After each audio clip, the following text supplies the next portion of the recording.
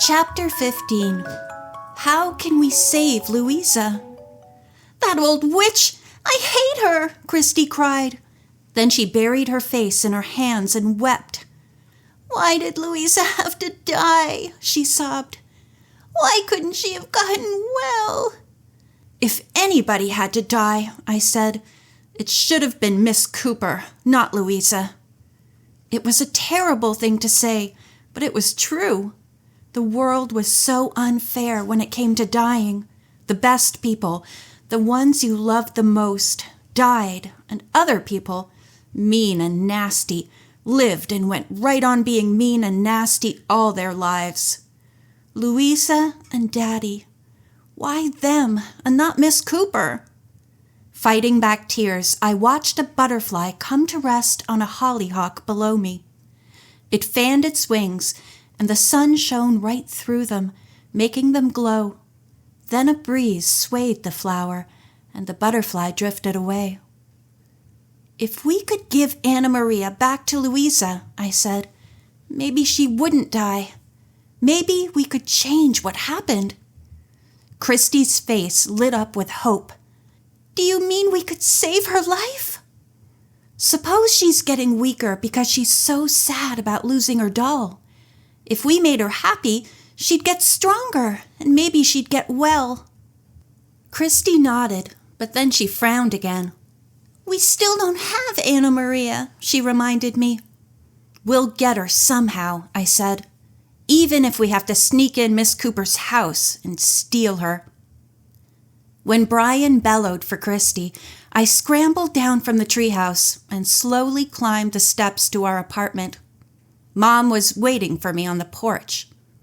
"Miss Cooper has complained again," she said wearily. "She told me you were rude to her.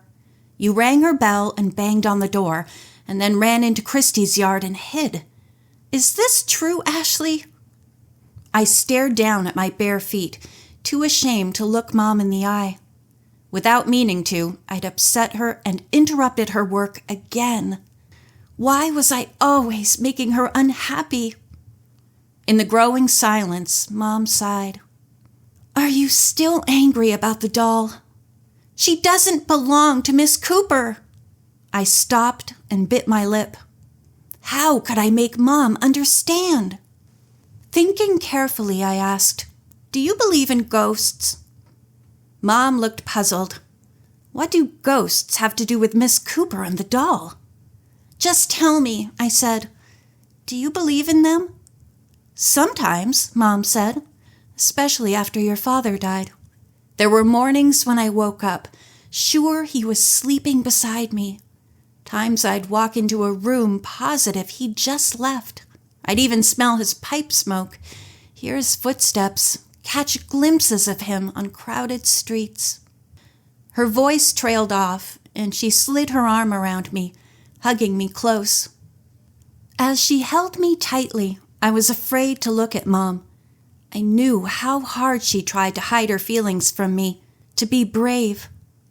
"Did you ever think, though," I asked her, "that maybe he still exists in another time, and you could go back to the years before he died and see him again?" "Oh, Ashley, it was my own memories of Fred, not his actual presence, that haunted me." Mom sighed.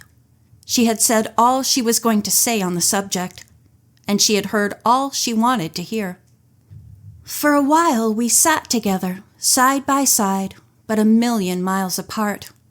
If only I could tell her how angry I felt at Daddy for making us so sad, but I was sure she wouldn't understand.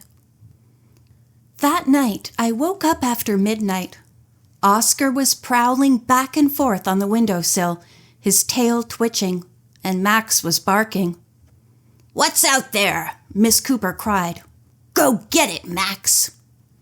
Pressing my face against the screen, I saw Snowball standing in a square of light shining from Miss Cooper's kitchen window. Then Miss Cooper's door opened, and Max charged outside. Snowball stood his ground, and to my surprise, Max retreated while Miss Cooper called, "Shoo! Shoo! Get away from here!" While I watched, Snowball stalked toward the house. Like a cat in slow motion, he moved one paw ahead, then another.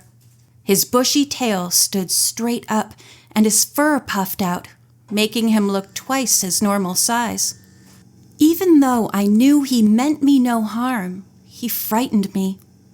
"Go away," Miss Cooper begged. "Go back where you belong."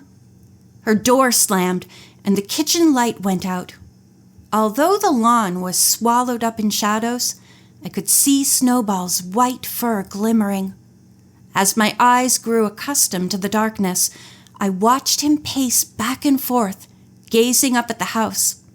It wasn't me he was looking at this time, and when I called his name, he didn't respond.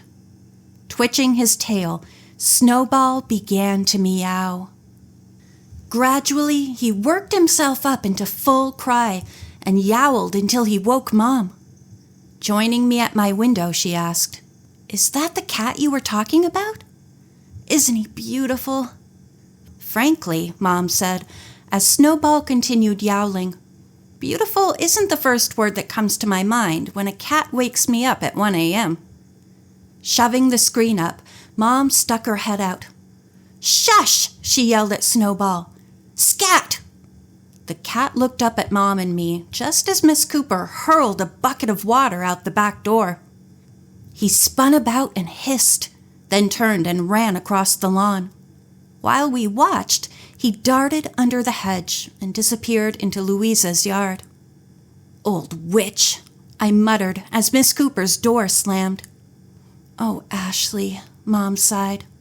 Her hand lingered on my hair, smoothing it as it tumbled down my back. If she hadn't done it, I'd have thrown the water myself. I need my sleep, and so do you. She kissed me goodnight, and I crawled back under my covers, too tired to worry about Louisa. "Don't cry any more tonight," I whispered to her. "Please don't cry. I'll get the doll, I promise."